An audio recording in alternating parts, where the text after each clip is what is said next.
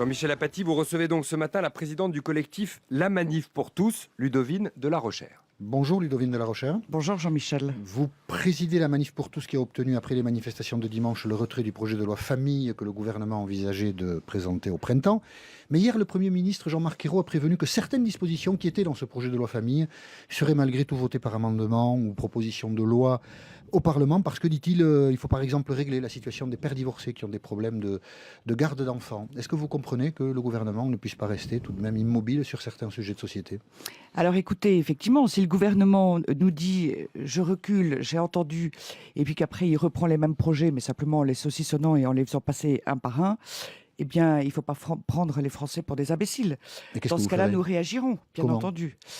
Alors écoutez, il y a différentes possibilités. En tout cas, nous allons demander à M. Hollande un rendez-vous aujourd'hui même et nous allons lui écrire à ce sujet pour préciser les choses et ne pas avoir ainsi des retournements permanents. Vous projetez de nouvelles manifestations ?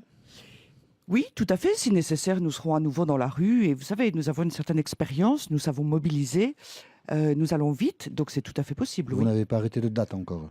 On n'a pas arrêté de date, absolument. Nous attendons.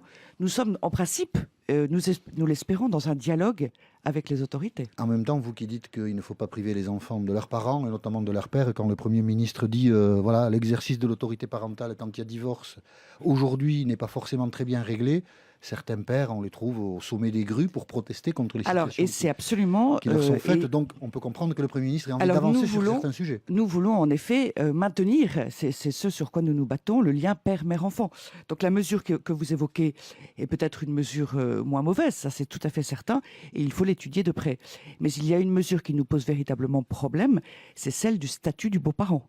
Comme justement nous disons, maintenons, favorisons le lien père-mère-enfant, eh bien, ne confondons pas le rôle du père et de la mère avec le rôle d'autres adultes autour, rôle important, bien entendu, et il faut faciliter tout ce qui concerne la vie quotidienne, la vie pratique, bien entendu, mais de là à donner un statut qui mettrait autour de l'enfant différents adultes au rôle comparable, eh bien, ça n'est pas reconnaître la spécificité du rôle du père et de la mère. En même temps, vous posez un problème particulier, ce n'est pas la rue qui fait la loi dans une démocratie. Non, vous avez raison, ce n'est pas la rue, mais la difficulté, c'est que nous sommes face à un président de la République qui n'entend pas les Français. Les Français insistent donc. Les Français que vous représentez. Les Français que je représente. Vous ne représentez pas tous les Français. Mais les sondages, je vais vous dire, malgré tout, la majorité des Français sont d'accord avec nous. Il suffit de regarder les sondages. Et d'ailleurs, l'année dernière, le président Hollande avait accéléré le processus parlementaire. Pour quelle raison ? Eh bien parce que les sondages évoluaient et que nous arrivions à une majorité de Français qui avaient compris que dans le projet de loi Taubira, ce qui était alors le projet de loi Taubira, il y avait finalement une majorité qui était opposée au mariage et à l'adoption, à l'ouverture de l'adoption aux couples de même sexe. Là, c'est plus la question. Vous considérez-vous comme dépositaire de la politique de la famille en France ? Ou êtes-vous seulement une voix dans le débat sur ce sujet? Alors nous sommes une voix atypique, une voix inédite, une voix populaire, mais nous ne sommes pas la seule voix. Il y a bien entendu l'ensemble des associations familiales en particulier, et avec l'UNAF. Et les gens qui ne sont pas forcément d'accord avec vous. Bien sûr, et puis de toute façon, la famille n'appartient à personne. Chacun est concerné par ce sujet. Et c'est bien ce que nous voulons dire. Ne faisons pas n'importe quoi avec les familles. C'est un sujet fondamental pour chacun de nous. On n'a pas le droit, sans dialogue, sans débat, sans échange, d'aller sur des lois qui ne sont pas forcément du tout favorables, encore une fois, au lien entre les personnes. Mais le gouvernement a une légitimité pour faire des lois. C'est un peu la raison pour laquelle il existe. Des lois qui ont... Il a une légitimité, il est issu du suffrage universel. Alors, les lois voulues par le Parlement doivent être absolument, réellement nécessaires. Il ne s'agit pas de faire des lois pour faire des lois. Il faut qu'elles soient fondées sur des raisons véritables. Par exemple, le statut du beau-parent, j'y reviens. Je ne crois pas qu'il faille un statut du beau-parent pour régler les problèmes qui se posent. Et là, il y a véritablement, à mon sens, quelque chose qui n'est pas sain autour de l'enfant. La coparentalité n'est pas ce qui est utile et nécessaire à l'enfant pour qu'il sache exactement qui est qui par rapport à lui. Vous préparez, Ludovine de la Rochère, pour le 8 mars, un Grenelle de la famille. Du moins, vous présenterez ce jour-là les conclusions de travaux que vous effectuez pour le Grenelle de la famille. Absolument. Alors, si on essaie de concrétiser ça, par exemple, est-ce que vous parlez de problèmes comme l'interruption volontaire de grossesse ou pas ?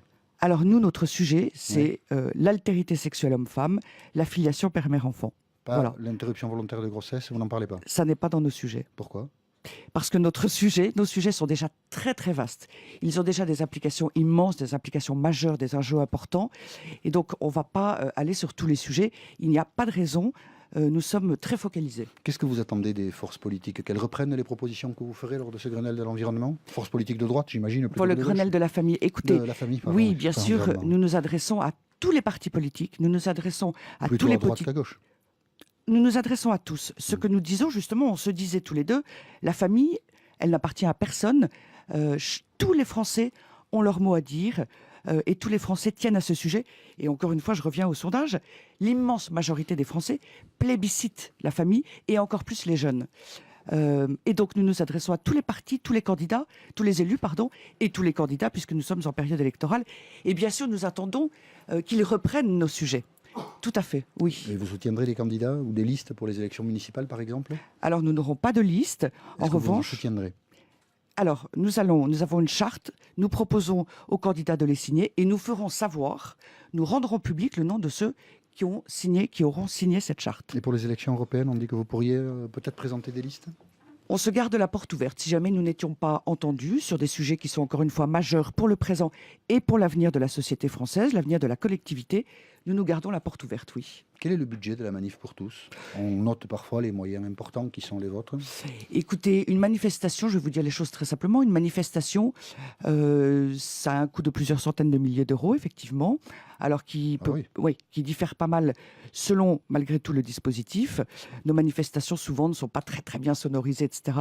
Nous essayons d'être raisonnables et nous faisons appel à dons au cours des manifestations, avant, après, pour en effet arriver à financer ça. C'est uniquement les dons des gens qui financent l'action que vous menez. Uniquement, j'aurais aimé trouver des mécènes, hélas, nous n'avons pas trouvé. Et donc on vous revoit dans la rue bientôt? Vous Selon le gouvernement, la balle est dans le camp du gouvernement. Ludovine de la Rochère, présidente de la Manif pour tous, était l'invité d'RTL ce matin. Merci Bonne d'avoir journée. été notre invité ce matin, madame. Merci. Bonne journée. Jean-Michel, je vous dis à lundi.